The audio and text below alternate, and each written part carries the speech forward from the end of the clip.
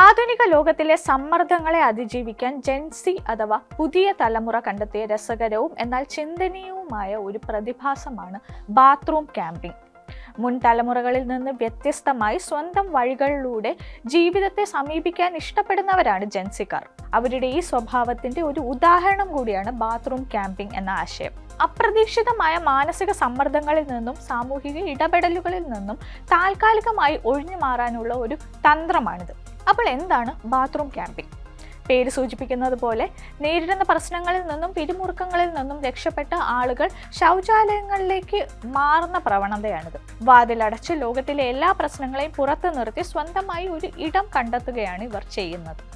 എന്നാൽ ഇത് പ്രശ്നങ്ങളിൽ നിന്നുള്ള ഒരു സമ്പൂർണ്ണ ഒളിച്ചോട്ടമായി കണക്കാക്കാനാവില്ല. മറിച്ച് മാനസികമായി ഒരു ചെറിയ ഇടവേള എടുത്ത് സ്വയം റീചാർജ് ചെയ്യാനുള്ള ഒരു മാർഗമാണിത്.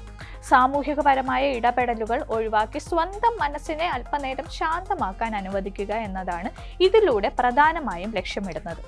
സമ്മർദ്ദങ്ങൾ കാരണം ഉണ്ടാകുന്ന മാനസിക പിരിമുറുക്കങ്ങളെ ഒരു പരിധി വരെ ലഘൂകരിക്കാനും ഇത് സഹായിക്കുമെന്നാണ് ജെൻസിക്കാർ വിശ്വസിക്കുന്നത്. ബാത്റൂമിൽ വെറുതെ സമയം ചെലവഴിക്കുക എന്നതിലുപരി പൂർണ്ണമായും സമാധാനപരമായ മറ്റാരുടെയും ശല്യമില്ലാത്ത അന്തരീക്ഷത്തിൽ തങ്ങളുടെ സ്മാർട്ട് ഫോൺ ഉപയോഗിച്ച് സോഷ്യൽ മീഡിയ സ്ക്രോൾ ചെയ്യുകയോ വീഡിയോകൾ കാണുകയോ പാട്ട് കേൾക്കുകയോ ഒക്കെയാണ് ഇവർ ചെയ്യുന്നത്. സോഷ്യൽ മീഡിയ പ്ലാറ്റ്ഫോമുകളിലൂടെയാണ് ബാത്റൂം ക്യാമ്പിംഗ് എന്ന ഈ പ്രവണത ലോകമെമ്പാടും പ്രചാരത്തിലായത്. പ്രത്യേകിച്ച് ടിക്ടോക്ക് പോലുള്ള പ്ലാറ്റ്ഫോമുകളിൽ ആയിരക്കണക്കിന് യുവാക്കളാണ് തങ്ങളുടെ ബാത്റൂം ക്യാമ്പിംഗ് അനുഭവങ്ങൾ പങ്കുവച്ചത്. ഇത്തരം അനുഭവങ്ങൾ ഒരു സാധാരണ പ്രതിഭാസമാണെന്ന് പലർക്കും മനസ്സിലാകാൻ ഇത് സഹായിച്ചു. അമേരിക്കയിൽ നിന്നുള്ള ഒരു സോഷ്യൽ മീഡിയ ഉപഭോക്താവ് പറഞ്ഞത് ഇങ്ങനെയാണ്: ജീവിതത്തിൽ വല്ലാതെ ബുദ്ധിമുട്ട് തോന്നുമ്പോൾ ഞാൻ ബാത്റൂമിലേക്ക് പോകും. അതൊരു വലിയ പാർട്ടിക്കിടയിലാകാം, അല്ലെങ്കിൽ വീട്ടിൽ വെറുതെ ഇരിക്കുമ്പോഴുമാകാം. അവിടെ ഇരിക്കുമ്പോൾ എനിക്ക് വല്ലാത്തൊരു സമാധാനം ലഭിക്കും. ജീവിതത്തെക്കുറിച്ച് ആലോചിച്ച് മണിക്കൂറുകളോളം ഞാൻ അവിടെ ചെലവഴിക്കാറുണ്ട്. ഇത്തരം സാക്ഷ്യപ്പെടുത്തലുകൾ ബാത്റൂം ക്യാമ്പിംഗ് ഒരു പുതിയ ട്രെൻഡായി മാറുന്നതിന് കാരണമായി. തങ്ങളെപ്പോലെ സമ്മർദ്ദം അനുഭവിക്കുന്ന മറ്റ് പലരും ഇതേ രീതി പിന്തുടരുന്നുണ്ടെന്ന് തിരിച്ചറിയുന്നത് ജെൻസിക്കാർക്ക് ഒരുതരം ആശ്വാസം നൽകുന്നുണ്ട്. മാനസികാരോഗ്യ വിദഗ്ധരും ഈ പ്രതിഭാസത്തെ ശ്രദ്ധയോടെയാണ് നിരീക്ഷിക്കുന്നത്.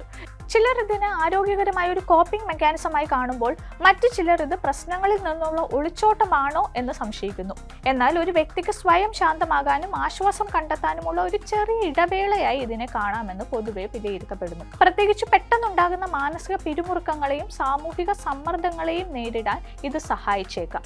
എന്നിരുന്നാലും ഈ രീതി ഒരു വ്യക്തിയുടെ ദൈനംദിന ജീവിതത്തെയും ബന്ധങ്ങളെയും ബാധിക്കാൻ തുടങ്ങുകയാണെങ്കിൽ ഒരു മാനസികാരോഗ്യ വിദഗ്ധന്റെ സഹായം തേടേണ്ടത് അത്യാവശ്യമാണ്.